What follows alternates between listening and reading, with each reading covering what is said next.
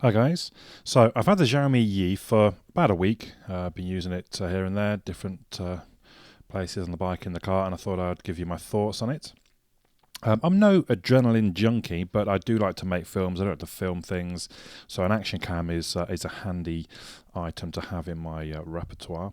I do have the GoPro Hero 4 Black already.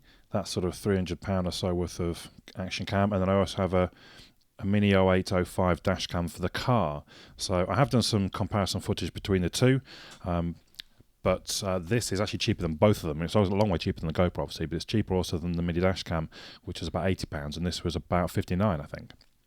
Now, it should be pointed out, though, £59, but you literally just get the camera in a box with a couple of cables and some Chinese instructions. You have to buy at least a case.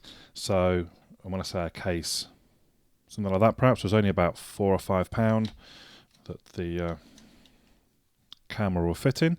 You can then use your GoPro accessories. So that's my GoPro suction mount, but obviously that just slots into there and off you go. So you don't get cases, you don't get mounts, you literally just get the camera in a box. So don't forget that when you're placing your order. If you need to use it in a hurry, make sure you order yourself the relevant case and mount if you need it, if you don't already have a GoPro mount. So let's start with the design. It is a bit plasticky, but not excessively so. I like the bright colours. I went for the bright one. You can also get this in white. I think it's pretty much pure, just white all the way around, except for the black lens, obviously. But I thought I'd go for the nice, bright, colourful one that I think perhaps people will recognise more as a Xiaomi Yi. One thing I noticed straight away, it's got a sort of a standard 1/4-inch mount point on the bottom, so you can actually put this on a tripod if you want it, or other sort of, well, just anything that uses that standard mount. Around the outside, we've got the power button on the front. Comes on like so. We'll see it beep and flash a bit while it kind of boots up. We've got the shutter button on the top. We've got the Wi-Fi button on the side. It's on when that's on solid. Now, it's got 3 lights. There's one on the back, on the corner. That's not lit up at the minute. And one on the bottom, that's not lit up. But the one on the top is lit up. That means it's in filming mode. If I press the power button once, the light goes off. Obviously, it's still on, look.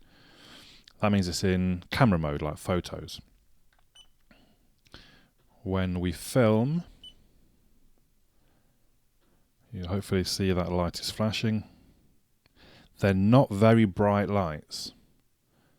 That one especially, when it's on my bike, I could not see that flashing at all. This one I could see if I covered it. On the bottom should be flashing. Yeah, it is, but they're so weak. It's quite surprising how weak the LEDs are.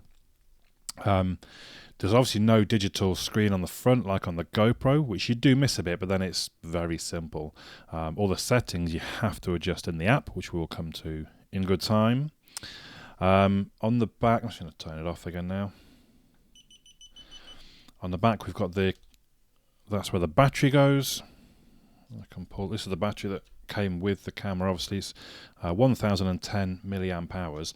Actually, very good battery life, depending on what your frame rate you're filming in. But I tested it 1080p, 25 frames per second, and just left it filming, and it went for an hour and a half, which is pretty impressive. I think I have heard others say the battery is very good. I mean, that's about twice as long as my GoPro would last. Underneath the other side, we have the micro SD. Now, be careful, the spring's actually pretty powerful. I had it sort of spring out of me at one point. Micro SD card, it's got a class 10 32 gig in there for me, which is fine. The micro USB port for charging, which I particularly like because that's the same connector as my phones use, and probably a lot of people's phones use. So the GoPro, for example, has used the mini USB rather than the micro USB, so I have to have a different cable to charge it. Not so with the Xiaomi, which I think is actually quite a big plus. And obviously a micro HDMI out, which I haven't used, if I'm honest. You have to buy a specific cable. But then you could connect it up to your TV and either, I think, well, actually, I don't know if you could play things back, because how would you? No, you wouldn't be able to, would you? But you can see kind of live footage from the camera, I believe, through the HDMI out. It is a little bit annoying. It looks so much like a GoPro, but it doesn't fit the GoPro cases because it's slightly too big, and the lens should be a bit higher if it was a GoPro. So I don't know if they just couldn't do it for this price, but you almost wonder if maybe they want to sell their own accessories. Having said that, I don't see official Xiaomi accessories being sold generally. They're just third party, so I'm not quite sure. I guess they just couldn't do it for the money they were spending on it. The hardware itself, the lens and the sensor, the information I've got that I've been able to find. The lens is a CMOS, is a 2.8 f2.8, I should say, 155 degree wide angle lens. The sensor is a Sony sensor, Exmor R BSI CMOS 16 megapixel. I'll be honest, I don't know. Obviously, I know what 16 megapixel is, but I couldn't tell you where the Sony Exmor and blah blah blah. The f2.8 means the best camera phones these days get down to about f1.9, which means more light can get into your sensor, so you're going to get better dark shots. 155 degrees wide angle is pretty good. I think there are some that are better, but that's not bad. The micro SD card can go up to 64 gig, and as I've mentioned, it does have built-in Wi-Fi so that you can connect to the app. There are plenty of accessories. So I mentioned they don't fit in with GoPro ones, but there are plenty of accessories already available on Amazon.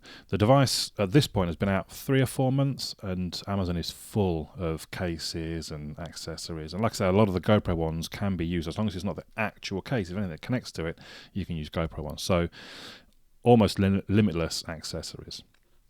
Right, we're going to move on to. I'm going to turn it back on because I'm going to show you a little bit how the app works.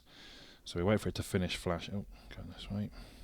Now I'm using my Nexus 5 here because I couldn't get it to work properly on my Nexus 6, but that's probably more about my Nexus 6 is running Android M, and this is still on Lollipop, the 5. So there is a app in the App Store, Yi Camera. I was worried it'd be all in sort of Chinese and stuff, but it's not.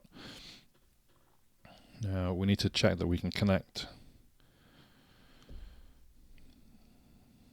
via Wi-Fi. There it is. So it says it's connected. So now it's come back to the app, and we press the button at the bottom, connect into camera, and we should see little old me. Here I am. Hello. So we've connected. Let's go into the settings and just show you a bit about what's in there. So most of them are fairly normal and fairly obvious. Resolutions look, not only resolution, but you can change the frame rates. Now I'm on. Let's just cancel that in a minute because I'm on PAL. If I switch over to NTSC, we get slightly faster frame rates. So 1080p look at 30 or 60. Now don't forget what I said about battery life. And then you've come right the way down the bottom. You can actually get 480p by 240 frames per second. Now I didn't go to that extreme because I thought actually I almost never want to film in anything less than 720p as a minimum. So you can do 720p at 120 frames per second. So I did some test filming at this point on that sort of resolution and speed, and tried slowing it down in my own editing software. Obviously, you can't do it on the phone or obviously on the camera itself. So I did it in my editing software, and yeah, look pretty good. I didn't really have any reason to use it in a real situation, so I just made some imaging up for that. But yeah, look good. What else do we have? Photo resolution. I'm just looking for things that are a bit different. You might want preview auto low light. So actually, the low light's quite clever. When it detects that that it is low light, it basically slows the frame rate down. It does slow it right on down though. So I'm not, for an action cam, when you compare the GoPro, it does look very dark when it's in low light, but you can see the frame rate is maintained. But with the Yi, you can really see the frame rate comes down, but you can see a bit more of what's going on. Lens rectification is an interesting one. This option, I don't know if you can see that, sorry. The option there. So because of the wide angle lens, you get that sort of fisheye effect, how everything kind of looks like it's curving around you. So lens rectification basically flattens out the image. I was quite impressed with this. It works quite well. You don't even get that kind of an option on the GoPro, but it is pretty clever, a pretty clever option. Video rotate. So I should have done this a couple of times when I was filming with it in my car upside down. I had to reflip the video footage in my editing software because my Nexus 6 couldn't connect in to flip the thing with my buzzer volume. You can turn that down, to be honest. Also somewhere, you got auto power off, obviously. Now you might want to update the firmware version. I did it kind of in a manual way. This is when I couldn't get it to work with my Nexus 6, and I was worried that there was I had old firmware. somewhere I missed what it opens up in. You might have seen it in the options. So by default, it opens up in the sort of camera mode, and I generally want it to open up in video. Where is it? It was somewhere in here in the settings. And I probably camera default start mode. Look, you can switch between photo and video. Obviously, I'm going to leave that on video.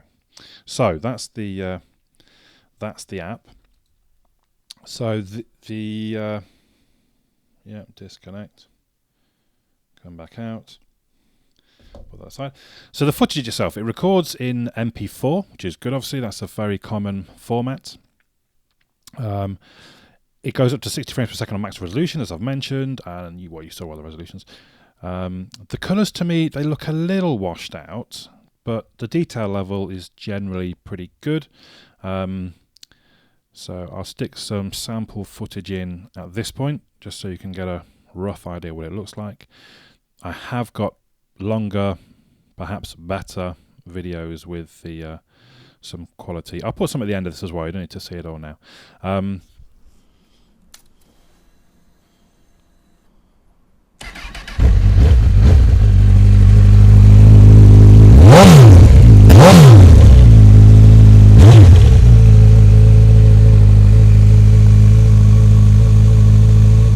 The stills, they come out pretty good. I mean, they're 16 megapixel. When you kind of zoom in to see the level of detail, it's not bad.